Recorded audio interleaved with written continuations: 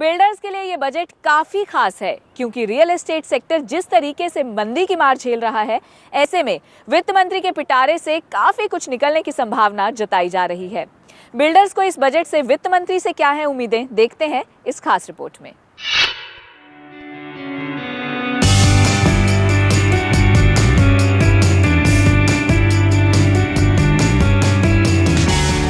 केंद्र सरकार के नोटबंदी के बड़े फैसले के बाद अब हर किसी को आम बजट का इंतजार है। उम्मीद की जा रही है कि इस बजट में रियल एस्टेट सेक्टर के लिए काफी घोषणाएं हो सकती हैं। डेवलपर्स भी आम बजट से काफी उम्मीदें लगाए बैठे हैं। बिल्डर्स की सबसे बड़ी मांग इस सेक्टर को इंडस्ट्री का दर्जा दिलवाने की है। रियल एस्टेट को इंडस्ट्री का दर्जा मिलता है तो काफी हद तक सस्ते घरों का सपना पूरा हो सकता है। इस सेक्टर को एक इंडस्ट्री का स्टेटस देने की ज़रूरत है।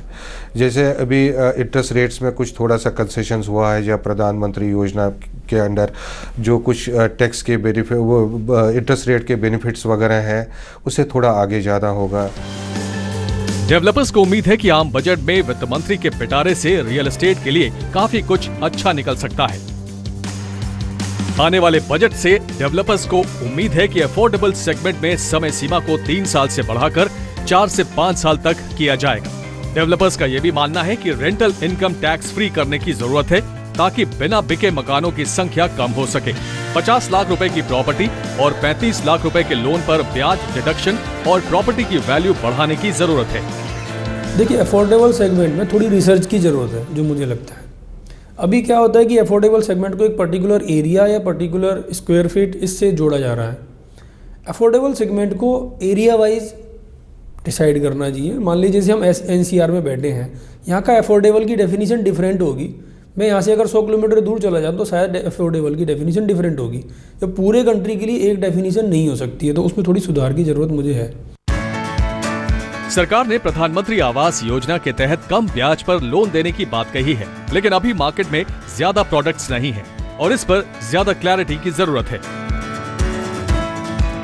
बिल्डर्स मांग कर रहे हैं कि प्रधानमंत्री आवास योजना के तहत मिडिल इनकम ग्रुप को भी इसमें शामिल करने की जरूरत है। जीएसटी में रियल एस्टेट सेक्टर के लिए 70% अबेटमेंट होनी चाहिए। इंडस्ट्री का दर्जा मिलने पर डेवलपर्स को कम ब्याज पर लोन मिलेगा और बायर्स को सस्ते घर मिलेंगे। फिलहाल डेवलपर्स को 21 से 24% ब्याज देना पड़ता है। जितनी भी मल्टीपल टैक्सेशन है, जीएसटी का इश्यू अगर आ जाता है तो बजट हो ना हो वो आने की उम्मीद है कि साल आ जाएगा।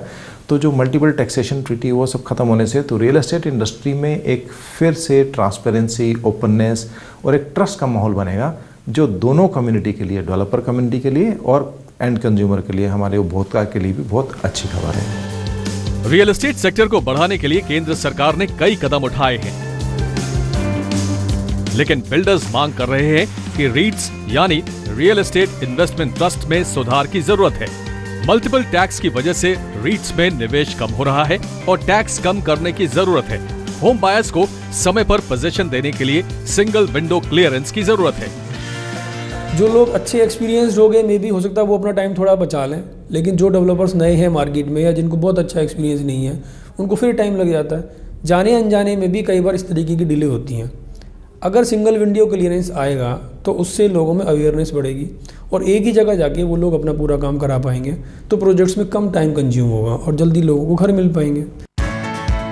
इन सभी पहलुओं पर नजर दौड़ाई जाए तो रियल एस्टेट सेक्टर में काफी काम होना बाकी है और ऐसे में अगर बजट में रियल एस्टेट सेक्टर में घोषणाएं होती हैं तो बिल्डर्स के साथ साथ होम बायर्स को काफी फायदा मिल सकता है। गौरव खोसला, जी मीडिया।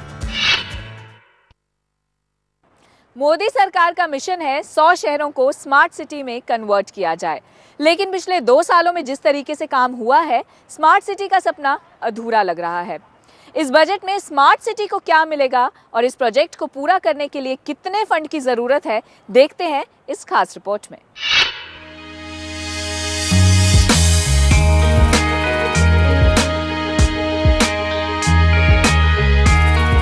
पिछले बजट में मोदी सरकार ने स्मार्ट सिटी और अमृत स्कीम पर खास ध्यान दिया था और दोनों योजनाओं के लिए 7,296 करोड़ रुपए का प्रावधान किया था। लेकिन हालात ये है कि अब तक सरकार लगभग आधा ही खर्च कर पाई है। 2 साल बीत जाने के बाद अब तक इन योजनाओं पर ज्यादा काम नहीं हो पाया है। उम्मीद है कि आने वाले बजट में सरकार इन योजनाओं की रफ्तार बढ़ाने के लिए कुछ कदम उठा सकती है। बजट 2016-17 में सरकार ने स्मार्ट सिटी प्रोजेक्ट्स पर 3,205 करोड़ रुपए खर्च करने का अनुमान लगाया था। सरकार ने स्मार्ट सिटी के लिए 60 शहरों को सिर्फ 1200 करोड़ रुपए दिए।